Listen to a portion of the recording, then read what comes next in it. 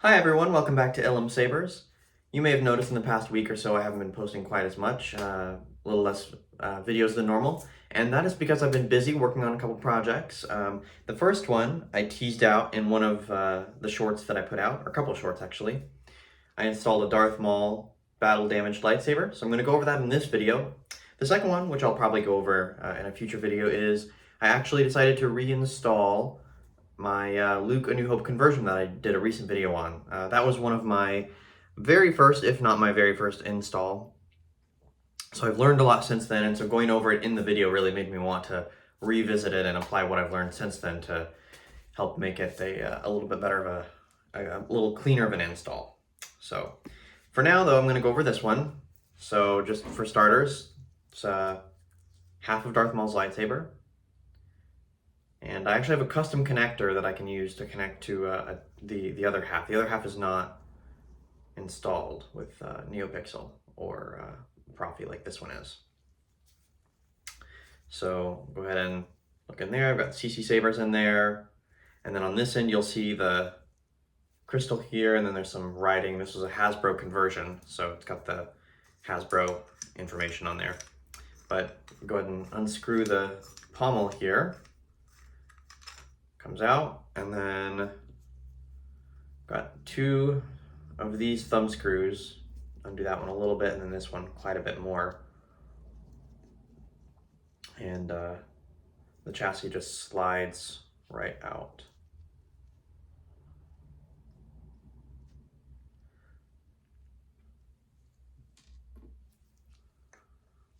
So just like this. It's got a speaker that's at an angle there. And it's a completely removable chassis, so I'll detail that here really quickly.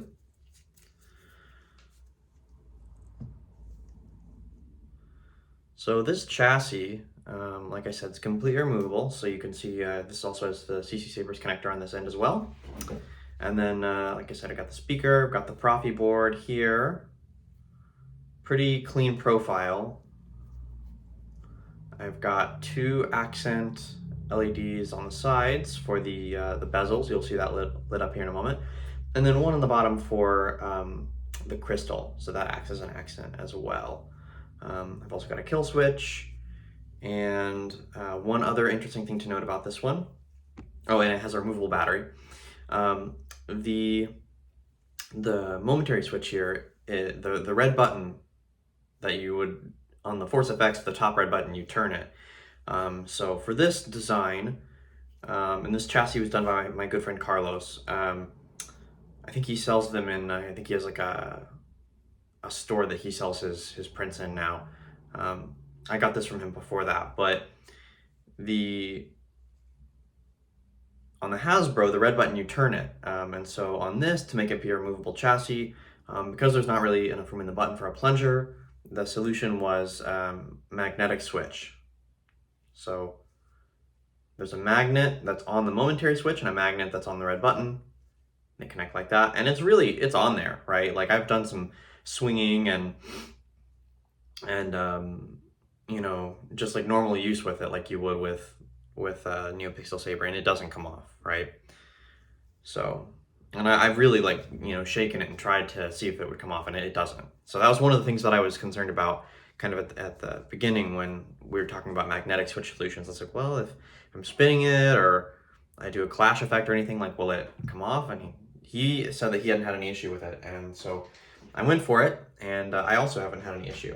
So I'm gonna go ahead and grab my battery from over here.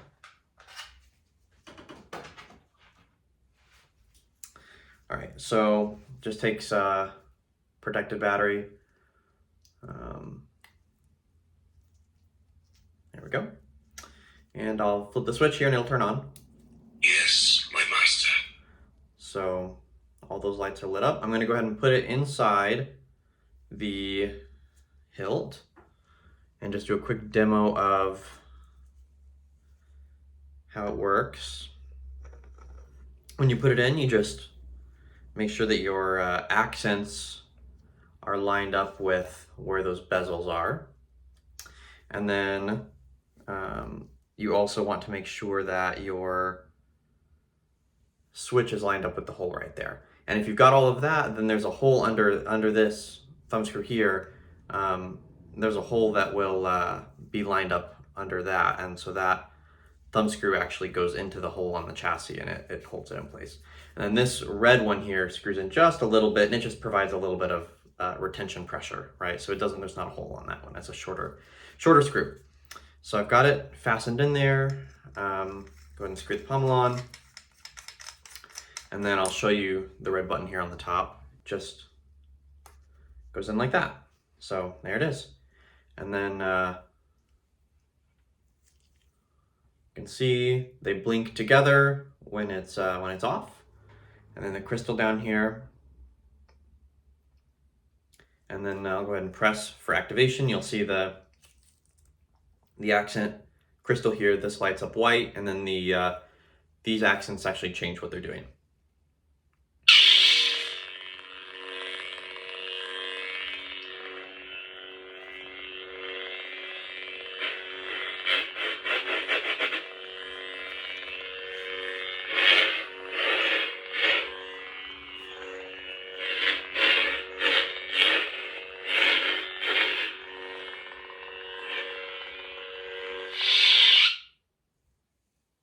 Okay, and then it's also got gesture activation, of course.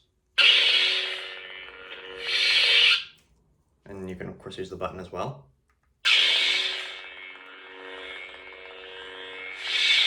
Unlike a 2-button setup, because this is a 1-button setup, unlike that, you actually hold the power button to turn it off, whereas on most 2-button setups, it's a tap on, tap off. See, I've also got quotes on here. And this is Kyberphonics, Darth Maul font.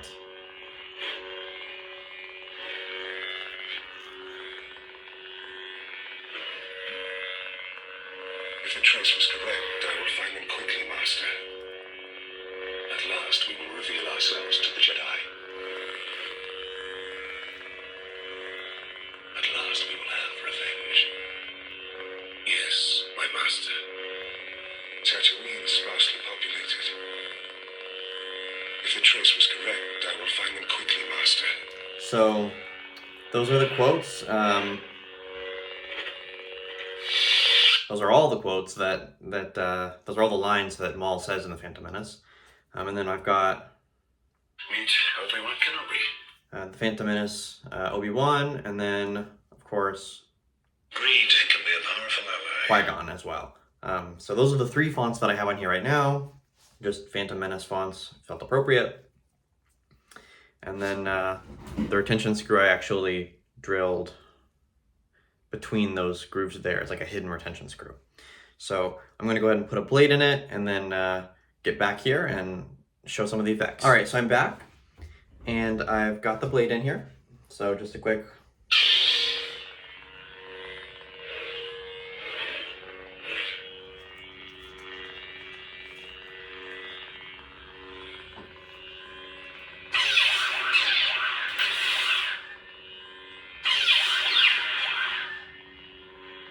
Was correct. I will find them quickly, Master.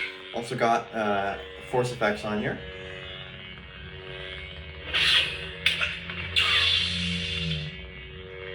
At last we will reveal ourselves to the Jedi.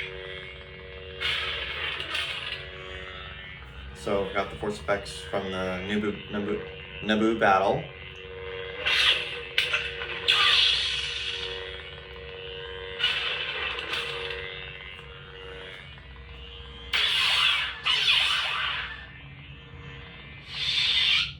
Okay, and then the hum on it is you know, very Maul with those swings, so I'll play that.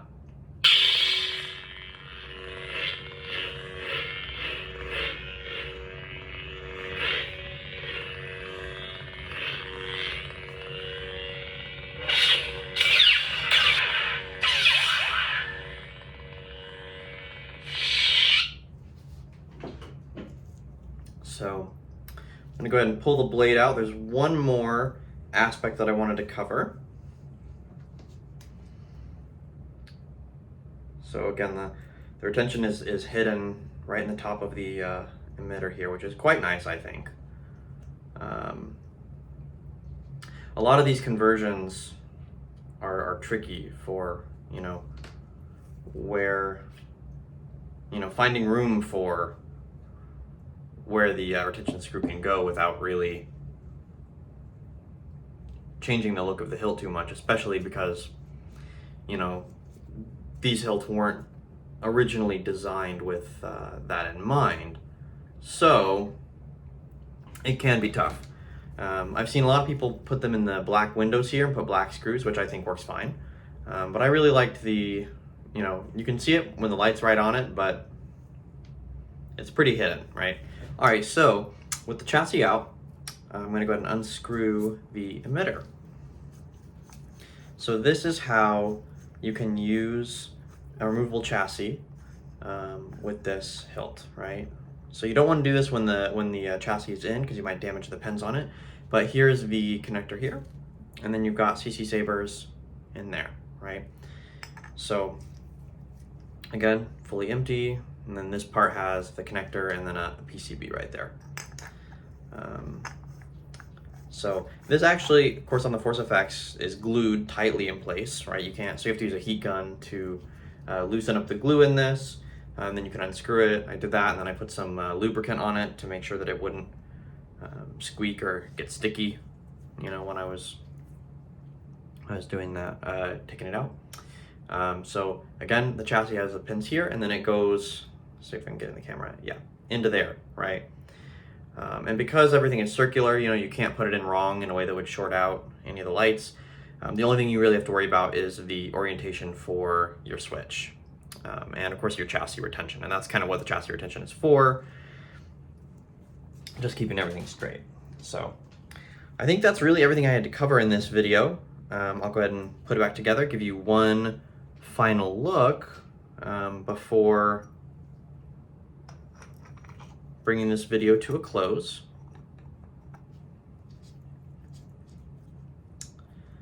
Really overall, I'm happy with how this turned out. It definitely presented some unique challenges. The magnetic switch solution was one, because the microtactile switches, generally the head of the switch is brass, whereas the rest of it is, I'm not sure what material it is. It's not aluminum, it's maybe like steel or something. It's magnetic. So brass is not magnetic, and trying to get the magnet on the magnetic switch solution to stick to that when there was a magnetic metal all around the brass was a little tough, especially because all my tools are metal. So I ended up using some toothpicks and some other non-conventional tools to sort of get it to stick. Again, here's the hilt. Got the cover tech on the back.